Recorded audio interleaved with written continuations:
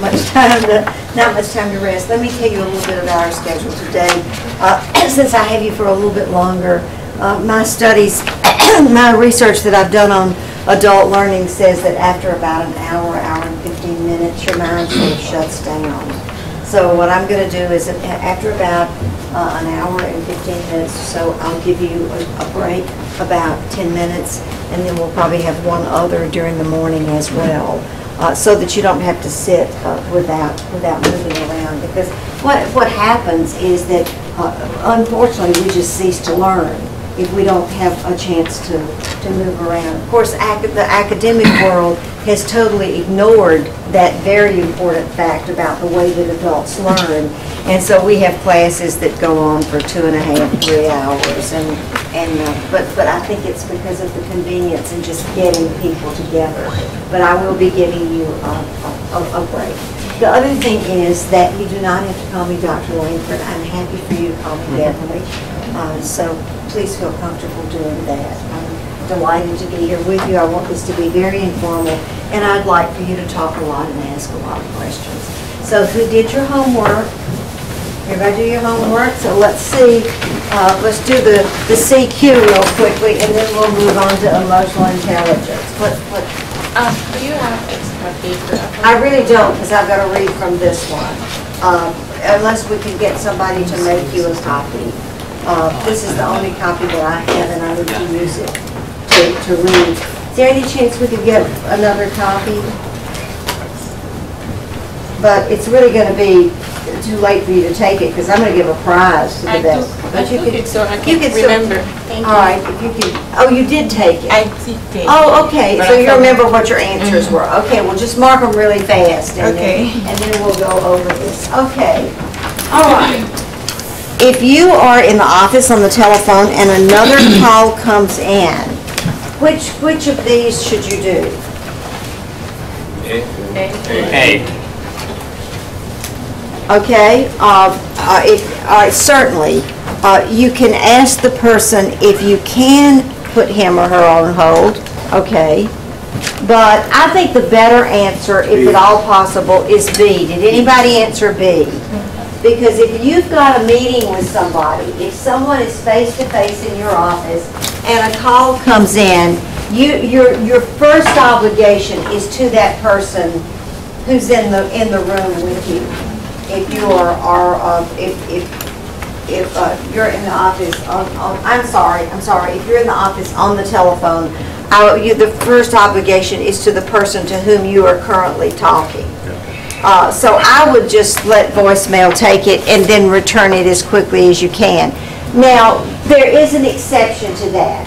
If you're expecting an important phone call and someone else calls you, you can always say, just so you know, I've got a conference call in 5 minutes, or I've got a call that's coming in that I'm going to have to take. And in a case like that, then that person understands. If they've called you, they understand that you're going to have to take that other call. So that's fine if you've already got something planned. But if you're calling somebody, or if someone has called you, it's just a regular phone call, you're not expecting another call, and another call comes in, I would let it go to voicemail and then pick it up later. What really irritates me is when somebody calls me and then they get another call and they put me on hold. They're the ones who called me, and yet they're putting me on hold to go take another call. Don't ever do that. That just really will irritate the person. Or you can say, I need to take this, I'll call you right back. And there are a lot of things that you can do, but it's just always realize that remember, what did we say last? Do you remember what employees want you to do? Remember the slides from Monday? What was one of the main things that employees want people to do? Anybody remember? You can look if you want to. You've got your. I'll give you a hint. It was that people want us to respect our time, and so that keeps coming up over and over. That employees want their managers, their co-workers, they want them to respect your time. And so when you're putting someone on hold and they're having to sit there and wait, that's not respecting their time. All of these, remember, they're always extenuating circumstances. And there's certainly emergencies, and there's certainly reasons that you would have to do otherwise. What we're talking about here is just kind of everyday operations. So everybody okay on that one? All right. You call a colleague and put your phone on speakerphone. Another coworker is in the room. What should you do? Beep. Yes, absolutely. You should always mention, usually you can tell if somebody's got you on speaker. It kind of echoes, and you usually can tell. But you still have an obligation, and frankly, I'm irritated by people who just use speaker phones because they want to. Rather, you know, I would prefer somebody pick up the handset and talk to me. But some people just categorically use speaker phones because it's more convenient for them. But if you do use speaker and someone else is in the room, you should always let the person on the other end know that. And ask if it's okay. Or say, you know, I've got Yolanda here with me, and just so you know, she's here, and we're going to be discussing such and such. So you really need to give that person an opportunity to know not only that that you have them on speaker, but that there are other people in the room. Okay, what about you have exchanged a couple of angry emails with a coworker? Has that ever happened? Do you ever get an angry emails? Surely not.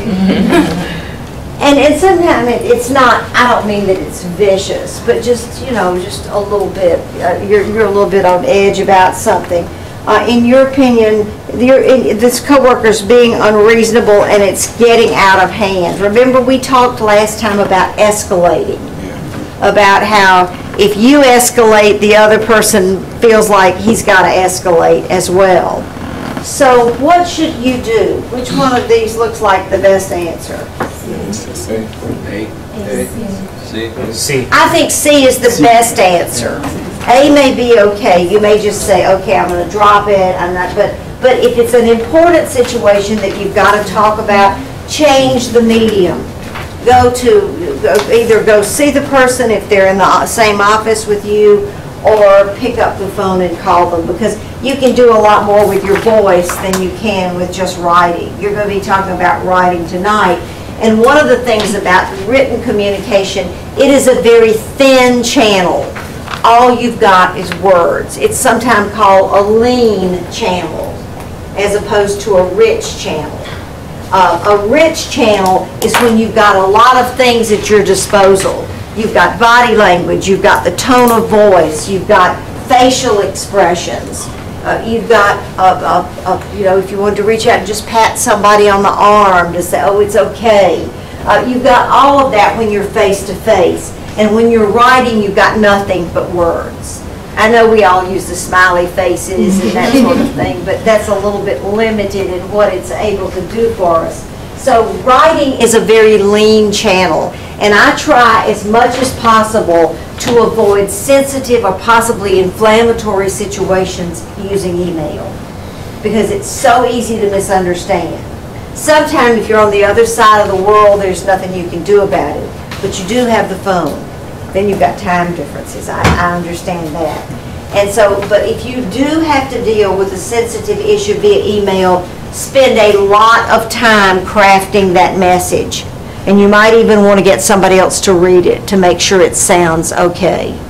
But I would change the medium. I had a situation some years back where someone had asked me to make an introduction. You know, how many of you are on LinkedIn? Anybody on LinkedIn? You know, and sometimes people will say, will you I noticed so-and-so is in your network, would you introduce me? Well, this was before LinkedIn.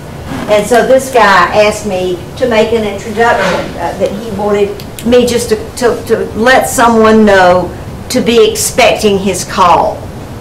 And so I did. I called the person and I said, John is going to be calling you. Just wanted to let you know he wants a chance to talk to you. He was trying to sell something.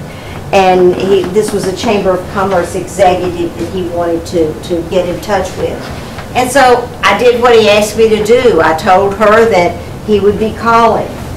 Well, about a week and a half later, I get this email from him saying, you told me you told me you had called her. You told me that you had told her I would be calling, and I can't get her to return her calls, my calls. And it was really a very angry sounding email.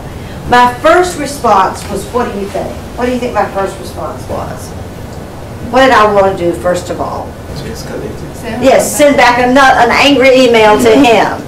And I thought, you know, this isn't good. This is not going to end well. If I do this, this is not going to end well. And so I picked up the phone and called, and he answered. And I said, John, I just got this email from you, and frankly, I felt like you were attacking me. And he said, oh, I didn't mean to. I'm just frustrated. I've tried to call her repeatedly. She won't return my calls. I'm just frustrated because I really need to get in to see her. And so we ended on a very cordial note, which would not have happened if I had left it up to trying to exchange my feelings, because he really irritated me. And he was obviously irritated, but he wasn't angry at me. He was angry at the situation, but it came across as being angry at me.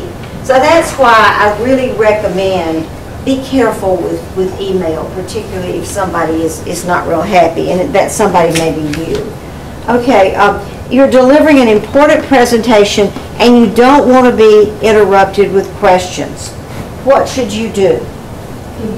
B. Yes, you want to, right. I think B is the best answer, but if somebody goes ahead and asks it, you have to answer it. So B is the preferred answer. It's the right answer. But sometimes people, you know, if you say, you know, I usually tell, I think I've told you both times, please ask questions during our session.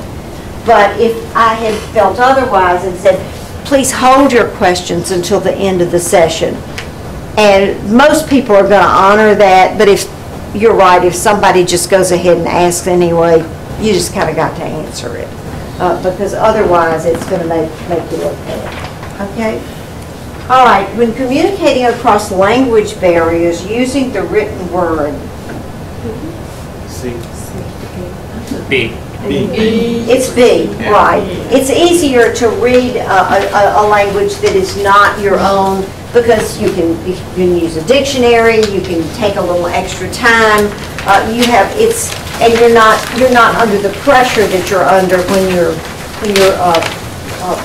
speaking or listening to someone speak. And then, of course, when you're listening to someone, you're hearing different accents and different rhythms and different paces. And so when you're reading it, you can do it on your own, under your own circumstances. So obviously, the written word is easier in that case. Learning to speak a few words of the language of clients, customers, or coworkers whose first language is different from yours is? A. Yes, it's a good idea. Even if all you can say is hello and thank you and goodbye, at least it lets people know that you're interested in their culture, in their language, that you have an appreciation for it, and that you're reaching out, and that's a good way to do that. If you meet someone whose body language is much more outgoing and expressive than yours, you should B, right. It's B. It would be good if you could match it comfortably, but in most cases, it's not easy. If you're a very reserved, low-key person who doesn't exhibit a lot of body language, for you to try to emulate someone who's very expressive, and it's not going to come across as authentic. So I would not. You need to find ways with your body language to let them know that you are interested, because a lot of times if someone is very outgoing and the person they're talking to is very reserved, they may feel that the person's not enthusiastic about what they're saying. So, you know, you can nod your head and smile and give those kinds of signals without feeling like you've got to be as ramped up as they are. Okay, if someone's body language is more restrained than yours, you should. It's actually A. If it's more restrained, you can always settle down a little bit. You can always calm it down. It's hard to ramp it up if you're bless you, if that's not your nature. But it's kind of easy to settle it down. It's easy to just calm down a little bit, and that usually makes them feel less overwhelmed. If you're a restrained, reserved person and you're with somebody who's just kind of over the top, how does it make you feel? It almost makes you feel like they're coming on too strong. And yet, if you can settle it down a little bit, that's easy. True or false? A smile is a universal way of communicating goodwill and cheerfulness. True. Yes, that's true. Even though there's a lot of variety in the way our nonverbals communicate across cultures, but smiles are generally universally accepted. We know that there's smiles that aren't real smiles. We know that there's more like a sneer than a smile. Or a very sarcastic smile, but I'm talking about a genuine smile. A real smile is universally accepted. When answering a business phone, always answer C.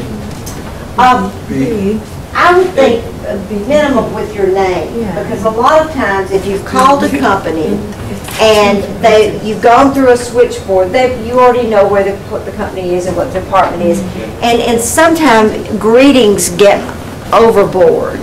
It's this is Beverly Langford in the Department of Marketing, the Business Communication Program at Georgia State University. How can I help you today? By that time, you're probably tired and so I think I would say I would just start. I would if kind of know the situation, but I think just your name is a good way to identify yourself. And generally, when I'm working in my home office and someone has my number, they know who they're calling, and I usually just answer. And even here at Georgia State, because in the marketing department, I know someone, unless they've got my direct line, has gone through the switchboard, has gone through our receptionist, and they know where they are, and they know they're calling Georgia State. So in most cases, I would just say your name is enough. But the C is the second. Okay, all right. All right, but just saying hello, you don't know who you've gotten. You don't know if you've gotten the wrong number. You don't know anything. So I would say that A is not it. Using your cellular telephone. Now let me tell you, this is changing. This is because a lot of people now that's the only phone they got. But generally, I think the real message here is that you don't want to, since cellular phones are very mobile and you can talk anywhere, you need to remember other people's space is important too. And so I think what really is going on here, your cellular telephone, what would you use it? B. C. Actually, probably C, because if you're out and about, C is you're on an elevator with someone. They don't want to hear about your personal issues and all your problems of whatever's going on. So I would say in public, I would say probably C is the best answer. And if it is personal, if you can just get kind of in a little bit of a private space to have a personal conversation. And for some reason, a lot of times when the reception's bad, people feel like when they're on a cell, they've got to talk louder. And so even in public, in close spaces, they talk louder. I find that a lot of offices and so forth, I was somewhere yesterday, just a small business. I was having some work done with an old photograph that I'm trying to have restored. And at the door it said, "No cell phones, please." So part of the reason is that you walk up to the counter and you're talking on a cell phone. I was trying to check out of the grocery store the other day, and this woman was so busy with her cell phone conversation, who was ahead of me, she couldn't answer the questions of the person checking her out. She was having trouble with the card swipe machine. The lady who was checking out was trying to help her, and this woman would not stop talking on her cell phone to do what she needed to do to check out her groceries and get out of there. 30 seconds, and she could have been in the parking lot and been able to talk as long as she wanted to. So we get very self-absorbed, and we're going to talk about that when we talk about emotional intelligence, is that emotional intelligence is it's good to be self-absorbed to a certain extent. You want to care about yourself, but you don't want that to allow you to be completely inconsiderate of other people. Okay, so let's see. When you arrive at a door at the same time as one of the opposite sex, the following rules apply. D.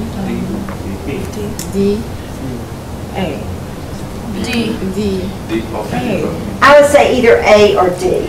Is whoever gets in first, open it. But you should also always open the door for anybody who's got packages or has a lot to carry. So I would say either A or D is preferred. If you still, if you're a gentleman and you still feel like you ought to open doors for women, that's fine. You know, go ahead and do that if you want to. But it's no longer required the way it once was, at least not in the U.S. It may still be in some parts of the world, but it's not necessary. I just think about it. It's a human thing. It's not a male-female thing. And I'm certainly not going to go through a door and let it go just because a man's behind me. I'm gonna hold the door open for that person, particularly if they're following closely behind, unless it's a stalker or something. You know? I'm gonna hold that door till they can catch it and go through. So it really is just use your common sense. That's really more the rule now than any antiquated that says you've got to do one or the other. Okay, when exiting an elevator and an older person is toward the back, always A. Actually, it's B, because you can cause a lot of confusion trying to step aside and let that. It's just that the people closest to the door just get on off the elevator, and everybody else will follow suit. It's nice of you to think about that, but in most cases it's a lot more efficient and probably safer. If you wait too long, the door may close on them. So just go ahead and then if you want to hold the door so that it doesn't close if the person's moving slowly in a walker or something like that, that's a nice thing to do. But in most cases, it's okay just to get on off the elevator. When you're having a business lunch, who pays? D. It's D. Whoever invites pays. And if the two of you just say, "Oh, let's go to lunch," well, that's probably each one of you will just pick up your own tab. But if you invite someone to a business lunch, you're supposed to pay the check. In fact, do you know you're even supposed to pay for that person's parking? If you invite them to a restaurant and there's valet parking or there's a paid parking, if you've invited them, then you're supposed to pick up the whole tab. When you're rich and famous, remember that. All right. On a dress down day, which items are generally considered too dressed down? Which ones would you think? Yeah, okay. Sweatpants, baseball caps, anything else? Thong sandals. Yeah, and jeans are kind of accepted if you have a dress down day, as long as they're nice jeans. I would be careful about the ones that have huge holes in them, although some people buy them that way. Yeah, I put solid T-shirts. Would that be considered? No, I mean, I'm wearing a solid T-shirt right now. What they're talking about is T-shirts with stuff on them. Okay. With slogans or pictures or team logos or anything like that. So a solid T-shirt is okay. In fact, some of them are made out of silk and some of them are actually pretty dressy. Yeah. But that's what it means by the solid T-shirt. There's nothing written on it. And what about the loafers without socks? I think that's probably okay. That's a very in the United States, that's a very Ivy League thing. That's a very Northeastern thing. That's where it kind of started in the schools up in the Northeast. Someone decided it was very cool to wear loafers without socks. I don't see that all that much anymore, but it's not terrible as long, I guess, as your feet are clean. I suppose it's okay. If you're in a meeting with a client and several of your colleagues, you realize your boss's fly is unzipped. You should. C. C would be the preference. Particularly if you don't know the boss very well, and particularly if you're female.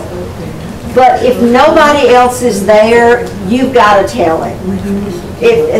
So I would say both C or A would be no. I'm sorry. Both C or B, not A. I'm sorry. Both C or C would be preferred if it's possible. B, certainly, if you don't have any alternative. But do it in private, write it in a little note, and hand it to him, or something that's going to keep the embarrassment to a minimum. The main thing is to think about that person's feelings. So I will accept, we'll count either B or C as a right answer. But I would say that C is the righter answer if you've got that resource. You've worked hard on an important project. The boss compliments you on the project success. You should. B, absolutely.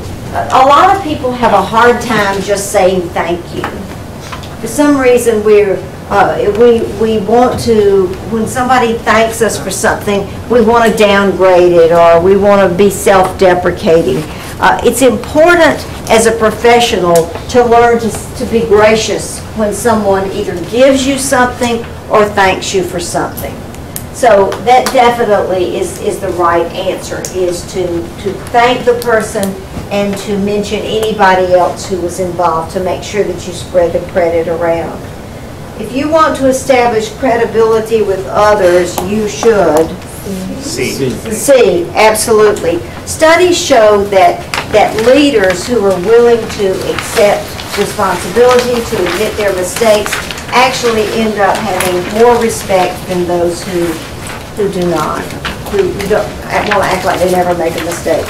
Mastering the art of small talk. Everybody understand what I mean by small talk? Does that make sense? Small talk is just, when you meet someone and you talk about the weather, or it's really hot today, or did you watch the Braves last night, or have you seen the Olympics? And that's just chatting with people. It's not about anything critical or substantial or urgent. You're just making a connection and getting to know each other.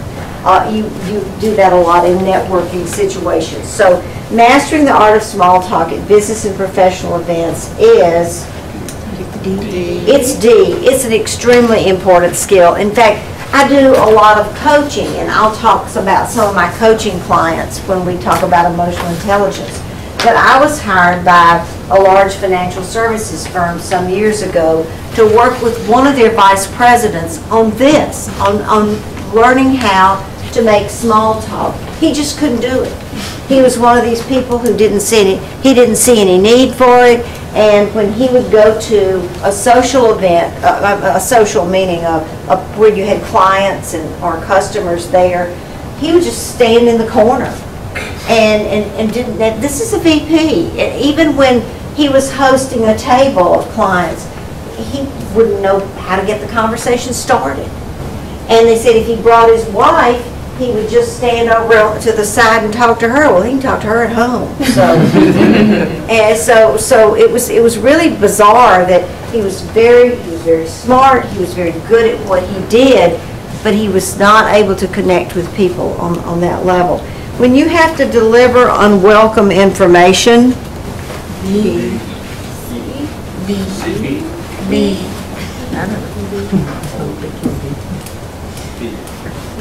I think it's B, yes. Make sure that when you end the conversation, that you've done something to restore goodwill.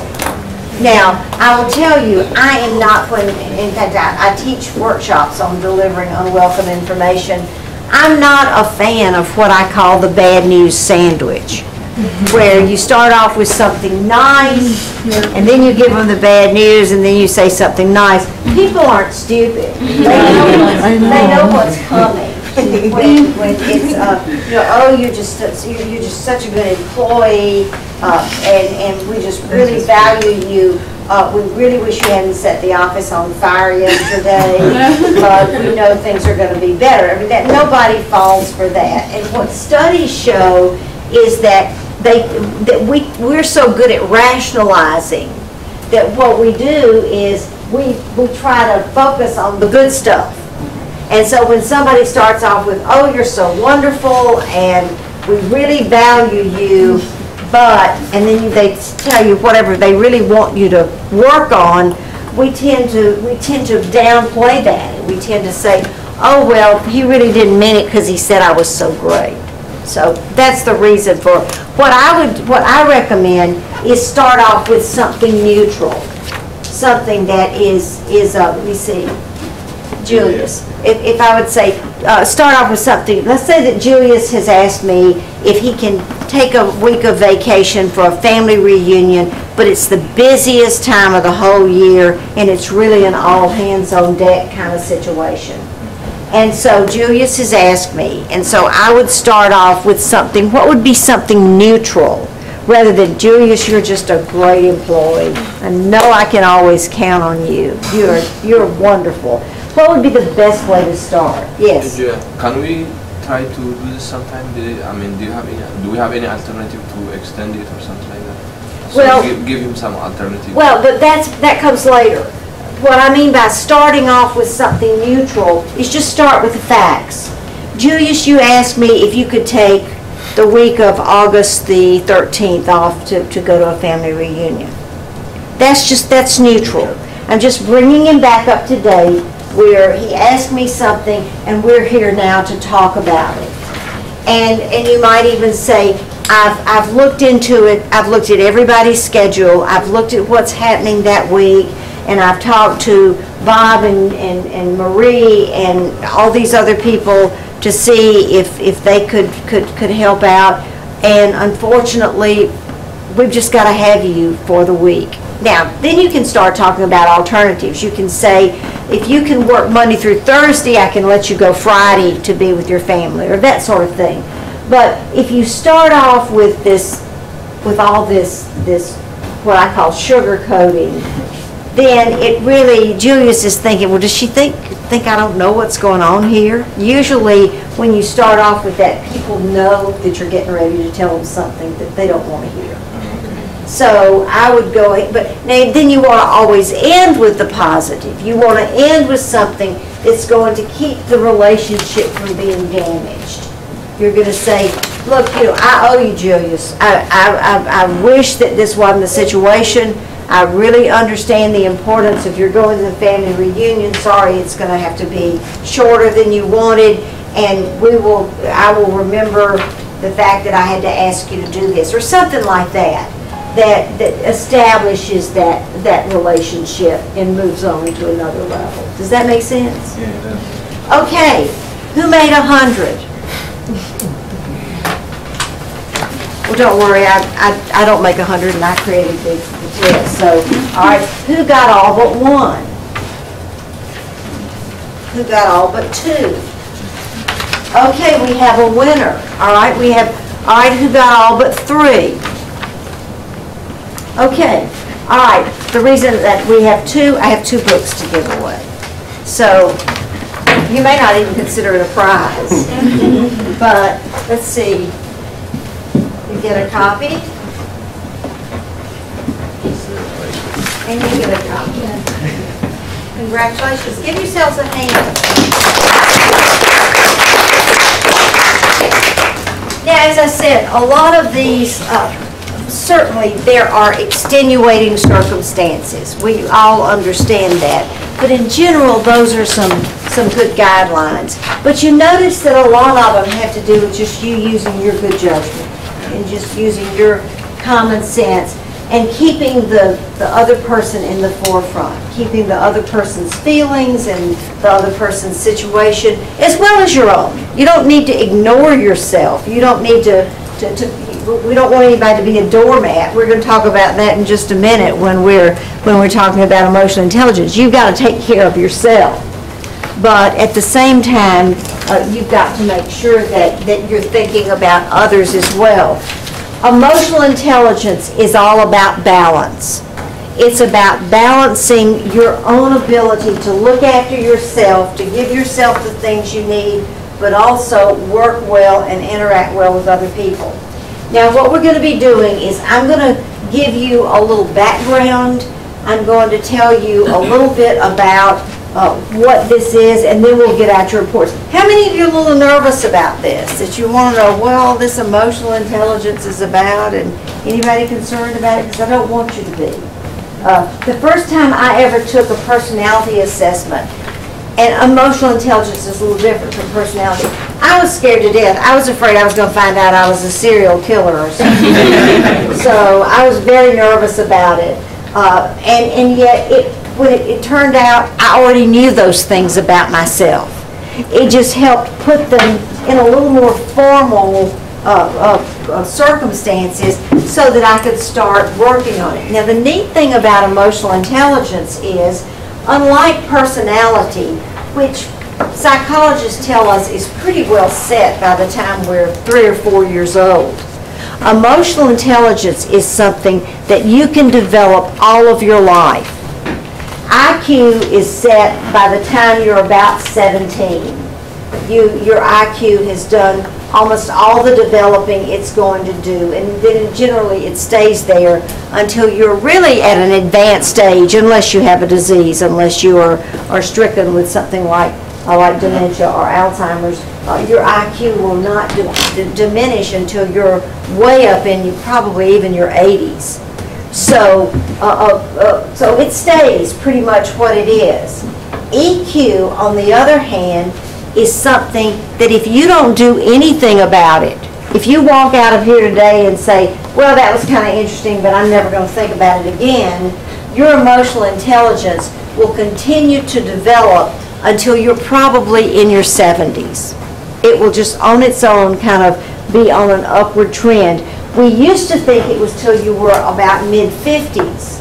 But the latest studies, and you notice this is EQI 2.0, it's brand new. This is the new and improved version that has just came out last year after we have been using the earlier version for about the last 10 years. So EQ is something that you can continue to grow and develop as you go along. What I'm going to do today is when you see your report, it's a 21-page report. There is a lot to it. You're not going to take it all in today. What I'm going to do today is really just help you understand the principles of it, and then you can, on your own, in privacy, read all the details about you. Your report is personal to you. And, you know, it's one of those things you can share the information with other people or not. You can talk to your family about it, or you don't have to tell a soul. It is strictly your report, and it's about your emotional intelligence. I will share some things about my own EQ and some of the things that I've found, and some of the places where I'm higher and some of the places that I'm lower, and what I'm trying to do about it. So it will give you a little bit of a format as to what you can do. But let me tell you, this can give you an enormous edge. It's a new process. The concept's been around a long time, but the instrument is fairly new. And this can really jumpstart you as somebody who manages other people. So I'm going to talk a little bit, then we're going to probably take a break, and then I'll give you your reports when you come back. Think of the worst boss you've ever had. I want you just in groups of 2 or 3, just the people close around you, just take a few minutes and talk about this person and what were some of the characteristics, and then we'll share them. So take about 5 minutes to think about the worst ever boss.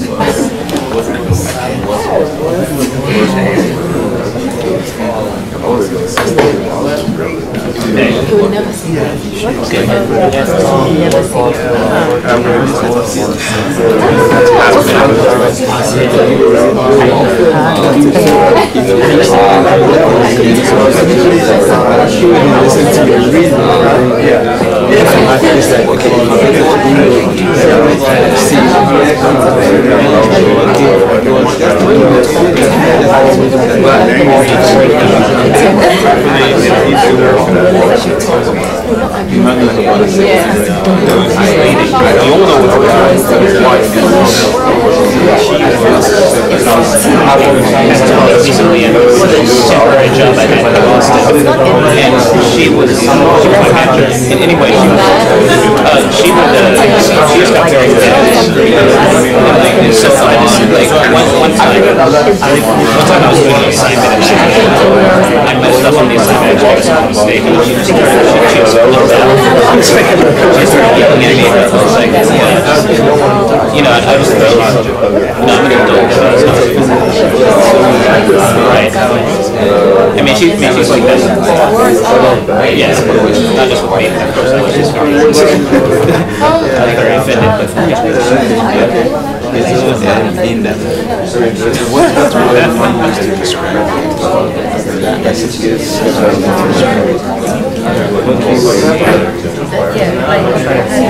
maybe, no, not volatile. That's too strong a word. Irritable may not be the right word.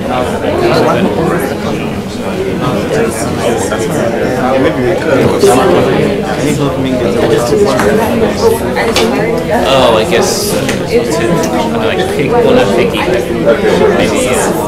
Well, he doesn't listen, so I guess he just ignores you. So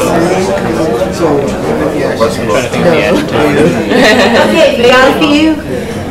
Shouldn't take you very long. I think we all know some of these. So, what are some characteristics? Let's start back here. What are some characteristics of your worst boss? They don't relate to the work. Okay, all right. So they don't relate or connect. Is that correct?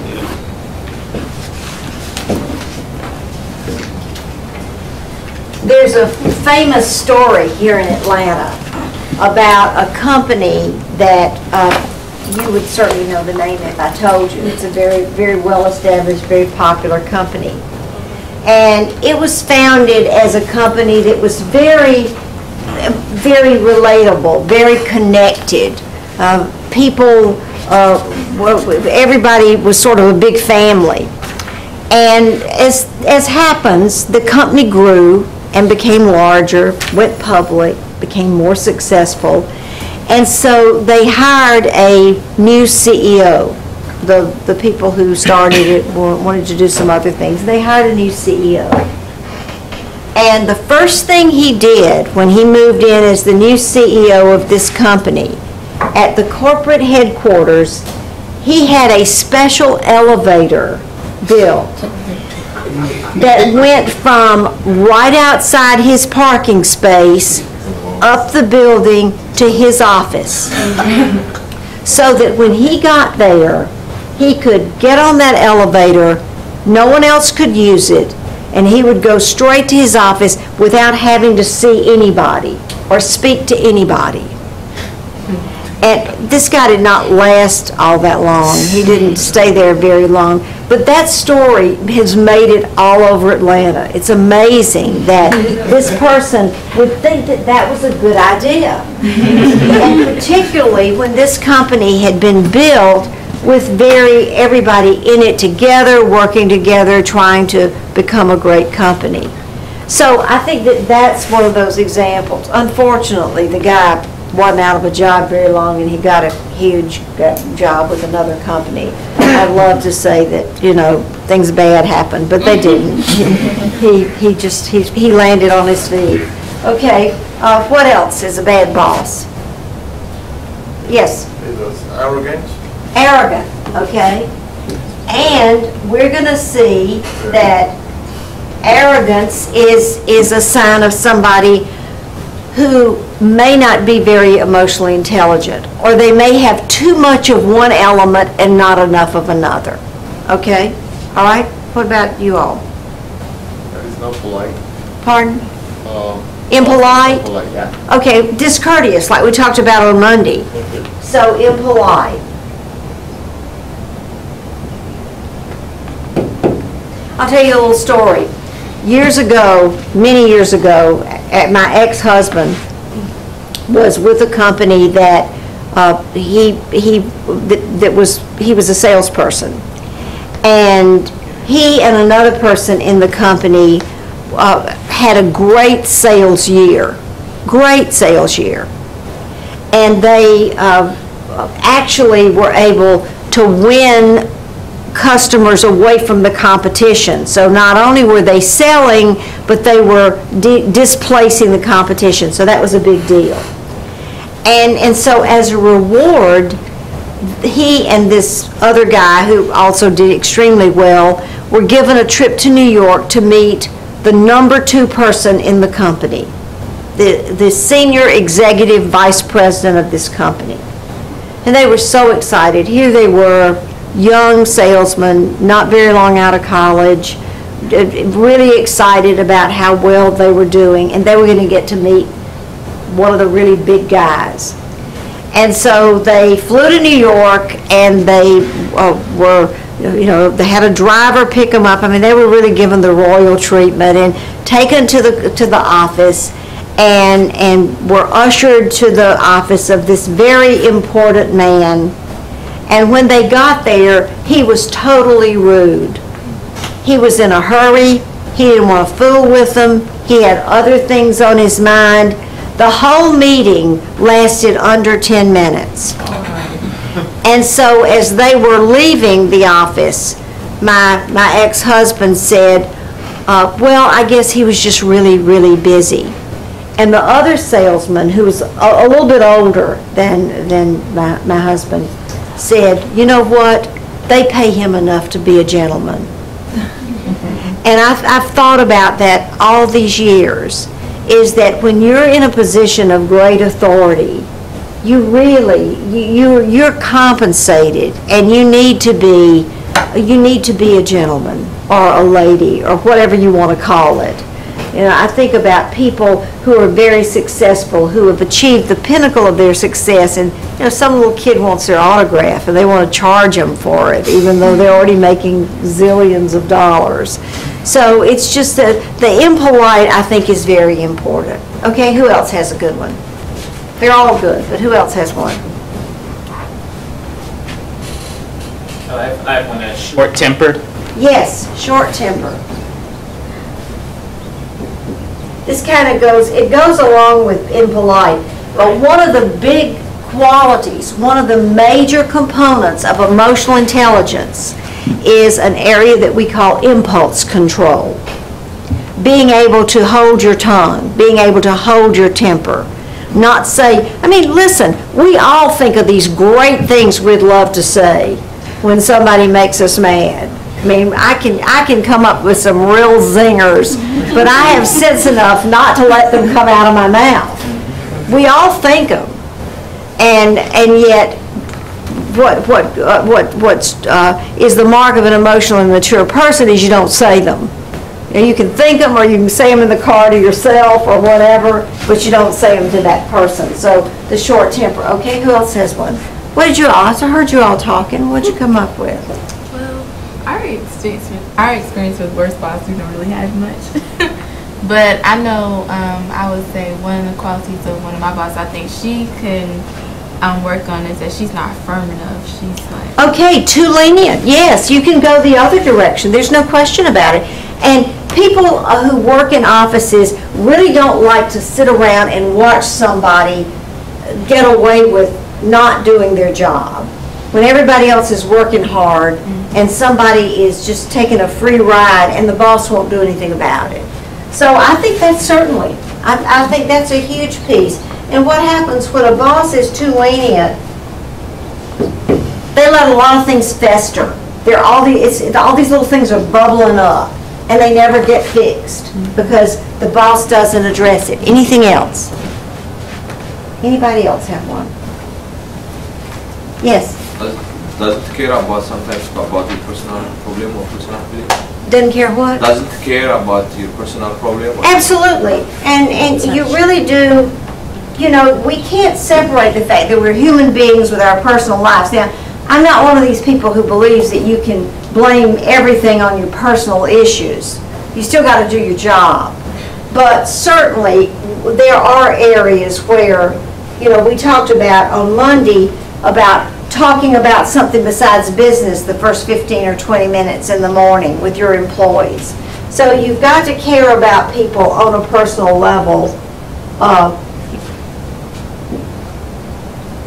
as long as the person doesn't let that get out of control and be an excuse for everything. Somebody else had, yes? Yeah, I think some bosses also confused between people being subordinate to them and them being superior, like looking down on people. They think they know too much, so they can't really distinguish between the superiority and the subordination of people.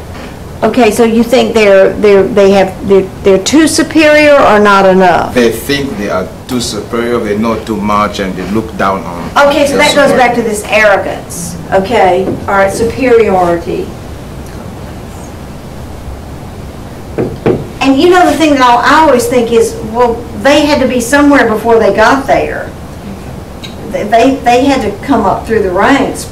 So why don't they remember what it was like to be where they were? So I always find that very, very odd. Okay, those are all good, and those are all things that we'll be talking about, because those are areas where somebody is lacking in emotional intelligence.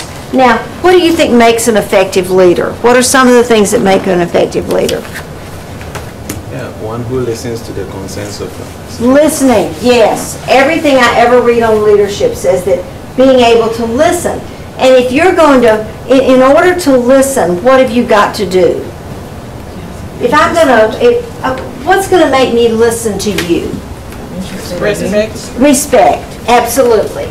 I'm going to listen to you because I respect you, and I believe that you have important things to say, and I believe that everybody has important things to say. Doesn't matter who it is or what they do.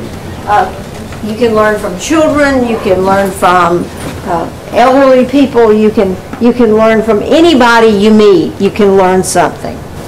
So effective leaders listen. What else do they do? Yes? They are decisive. They're decisive. They're not afraid to make a decision. Yes? Team players. They're team players. And sometimes that being the leader is part of being on the team. Leadership really is a role. It's not a position. It's a role that you fulfill. You take care of your team. You get the things they need. Yes? They live by example. They live by example. Absolutely. They model the behavior that they want you to do. Yes? They're honest. Yes, they're honest, even though that's not always easy. Yes? They're charismatic. They're charismatic, right. They motivate, they inspire. But they don't have to be great speech makers. They can motivate and inspire by who they are, by the life they live, and by the actions that you see them take. Anybody else? Those are all excellent. Anybody else have a? Yes? Willing to accept their wrong.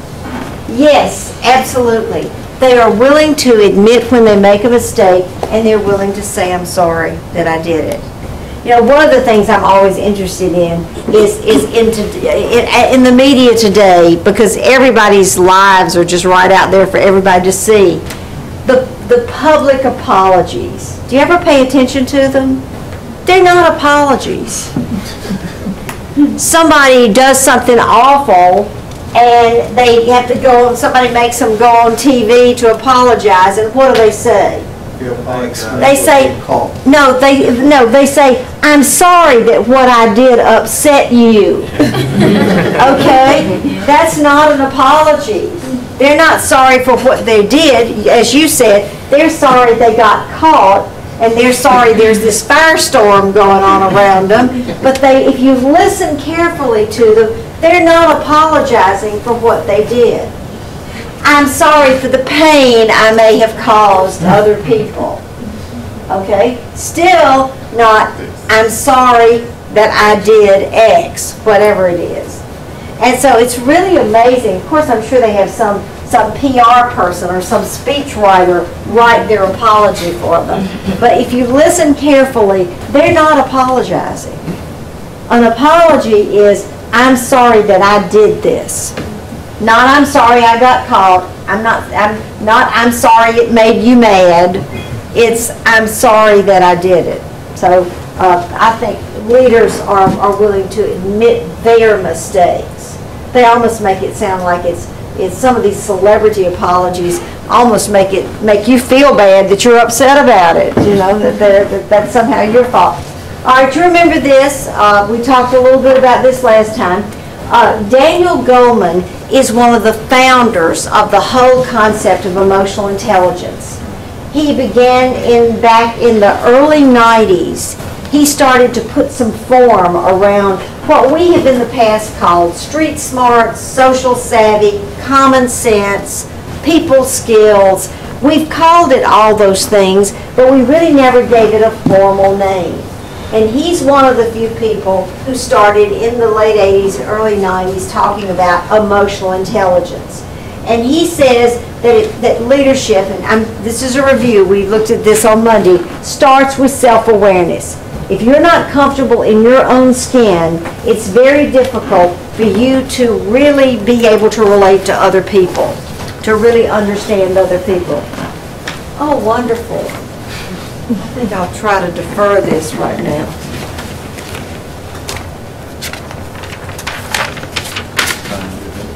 Okay. When you're self-aware, like we talked about the bad temper, you know you got a bad temper, then you can do something about it. You don't know you have it. If you're not aware of it, then you may not be able to do anything about it. When you manage yourself, when you really get a handle on your own behavior and understand yourself, it enables you to understand other people more effectively. It raises your social awareness, and that allows you to manage relationships. One of the most important things that you can do is learn how to establish and maintain effective working relationships with people. I get called a lot to coach when someone will come to me and say, Beverly, I need you to work with Vera. Vera has a communication problem. So I'll go sit down and meet with Vera, and I'll find out that Vera doesn't have a communication problem. Vera has a relationship problem. Vera has trouble managing relationships. I got called about a person who I'll call Vera, and the part was just what you were just saying. She treated her direct reports like dirt. She was really good at what she did, but she just believed that there was no reason to establish relationships. You just told somebody to do it, and they better do it. And she was, she was equal opportunity. She treated everybody that way, like we talked about on Monday. And her boss said she's never going to be. It was actually an accounting firm, and he said she's never going to make partner if she doesn't work on this ability to. He kept calling it communicate. And I said, she communicates fine. She's real clear with the way she feels about things. And in fact, when I first started trying to talk to her about relationship management, she said, I don't have time for chitter chatter. That was her response. So I worked with her for a while, and I think we made a little progress, but she didn't see anything wrong with the way that she behaves. And when I coach people, there will be a point where I will tell either them or their manager, this isn't going anywhere because this person doesn't want to change behavior. And if you don't want to change behavior, it's not going to happen. Okay, so those are the things that Goleman said are really important if you want to be a leader. And remember this from Monday. I'm just going to go through it real quickly. This is just to remind you of it. Remember, in this order, you build trust by telling people things, opening up, you then increase understanding, acceptance, and so forth. How many of you have ever run into, in your undergraduate studies, have run into the Johari window? Everybody ever seen that? See, nobody comes out of arts and sciences. If you had to take psychology, you would have known about this. But I'm going to tell you about it. Actually, it was created by two psychologists by the name of Joe and Harry, who decided that they would immortalize themselves by naming this for themselves, and that's why we're stuck with this stupid name. But anyway, I really like the concept, because what it says is that you've got a window in your personality about how you give and receive information. What does a window do? It lets light in, and what else does it do? You can see out, and other people can see in. So the Johari window is made up of these four things. This is all about how you like to give and receive feedback. What I know about myself, what I don't know about myself, what you know about me, and what you don't know about me. So let's look at the possibilities. The first one is what I know about myself and what I'm going to let you know about me also. So that's my open or my public pain. You know, I told you Monday, I told you some things about me, and I'll tell you more about me today. These are things I'm aware of about myself, and I'm okay with you knowing about them, because why is it important that you know some things about me and that I know some things about you? They can build trust. Well, if you build trust, you build connection, you find out you got a lot of things in common, you know, all of those things. And so that's why it's called the open or the public pain, is that's where you're open. These are the things about you that you're okay with other people knowing. Now let's look at this one. This one's interesting. This is what we'll do today is you're going to walk away at noon with some, this window pane is going to be a little bit larger, because you will have learned some things about yourself. You'll know more about yourself, then you realize it will be helpful for you to share with other people. This one's interesting because this is what you can see about me and I can't see it about myself. We call that a blind spot. We talk about people who have blind spots about relationships. Well, she's just got a blind spot about that guy. She doesn't know what all he's doing and how inconsiderate he is. She thinks he's wonderful. People have blind spots about their children. Do you know anybody who has children who are just demons? And they come to see, they're probably in your family. They come to see you, and the kids just take the place apart, and the parents just sit there and won't say a word to them. They think they're fine. They've got a blind spot about these kids. They don't realize that they're out of control, that they're not showing respect for other people's property, you know, all of these things. We have blind spots about our own behavior. You may be somebody who really believes in telling it like it is, and if you don't like the way somebody looks, you tell them, or you're very open, you're very forthright. You may think that's a good thing. Other people may feel like you're hurting their feelings. So blind spots we all have some. You'll never get rid of all of them, but you can minimize them. Now down here, this is what I know about myself, but I'm not going to share with you. Those are my secrets.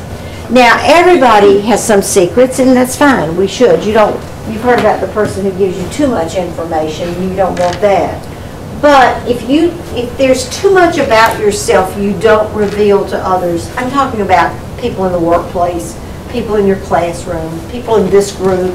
If this square is too big, what happens? What's the downside? They don't know you, and if they don't know you, what?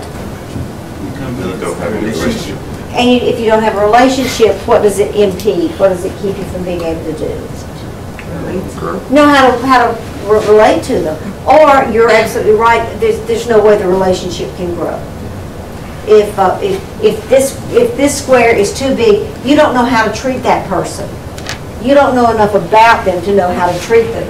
And then this one, this is our unknown. This is what I don't know about myself, and you don't either. And you may be saying, well, what do you know? That's what goes on in our subconscious minds, and we all have that. And I guess those are our unresolved childhood issues, and I can't help you with those. You just like you can't help me with mine. Excuse me. Yes. Could you please go back? I'm confused. Could you please, like, tell me the difference in blind and unknown? I thought that was blind. What'd you say Well, about because unknown? the blind, other people can see, other people are aware of. The unknown, you don't know it about yourself, and other people don't see it either.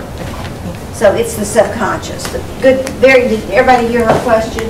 What's the difference in the blind spot and the unknown? The blind spot, you don't know, but everybody else sees it. The unknown, you don't know, and nobody else does either.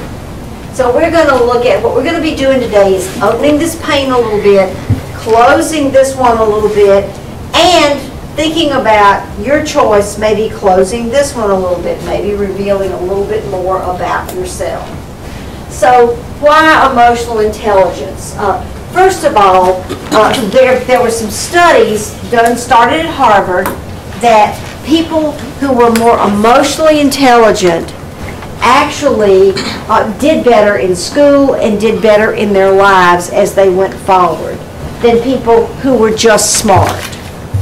In fact, as one person said when I went through my certification, said that a high IQ, if you are really, really smart, but don't have the emotional intelligence to go with it, it can actually start to work against you if you want to lead other people and rise in an organization. Have you ever known anybody like that? They're just brilliant, but you really can't relate to them at all.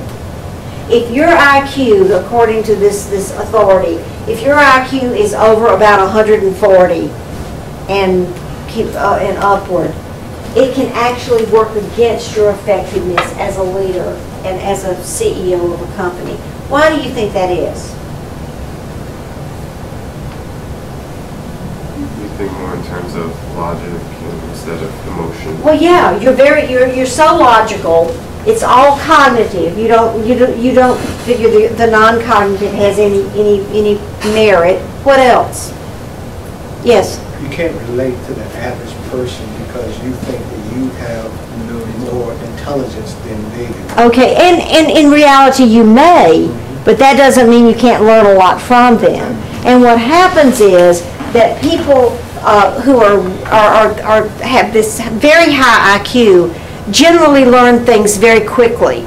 They learn it quickly and they learn it easily. And so how do they feel about other people? They get very impatient. They're very intolerant because other people can't learn it as quickly as they can.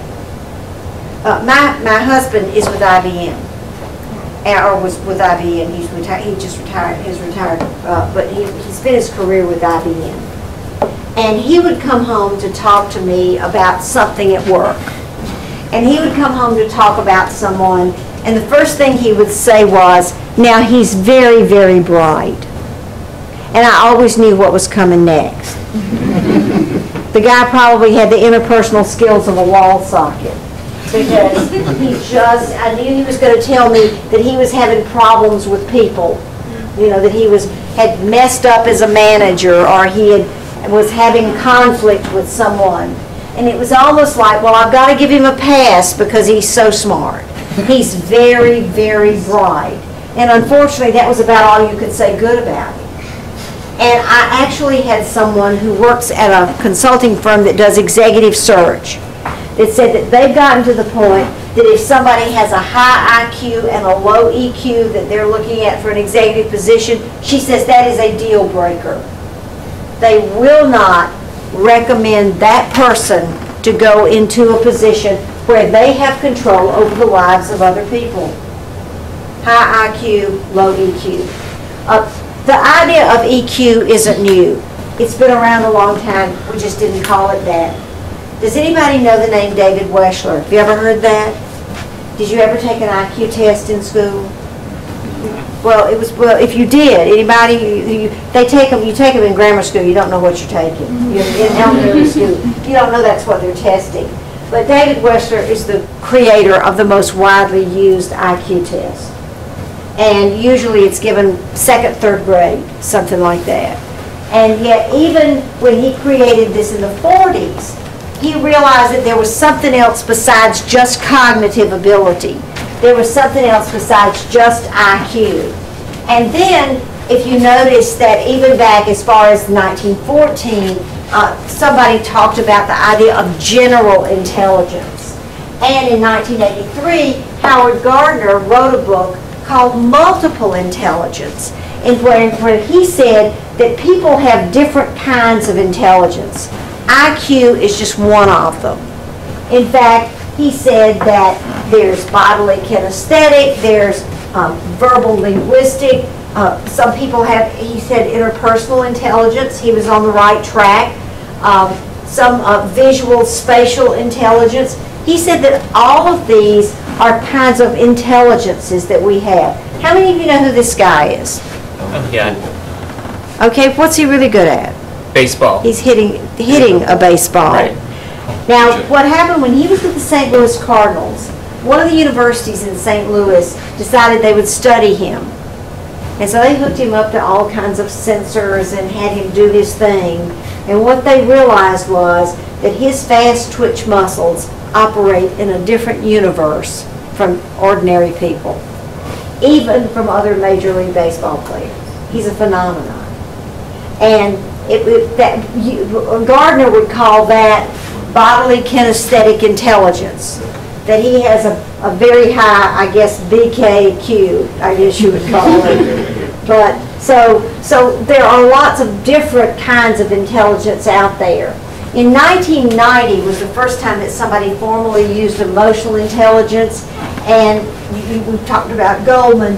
And then in 1997, an Israeli psychologist by the name of Reuven Bar-On created the first EQ instrument. The one that you have today is an up-level version. The one that you did is 2.0. But Dr. Bar-On created the first one. So what he said was emotional intelligence is our non-cognitive abilities, whereas our cognitive abilities, our IQ, is being able to work a math problem. Emotional intelligence are our non-cognitive. What did I say to you about that little quiz? Use your common sense. Use your good judgment when you find yourself in a situation like that. Common sense, good judgment, those are all kinds of emotion. Those are all ways of talking about emotional intelligence. And they affect your ability to succeed in life. Emotional intelligence is not these things. It's not in what we typically think of as intelligence, an IQ.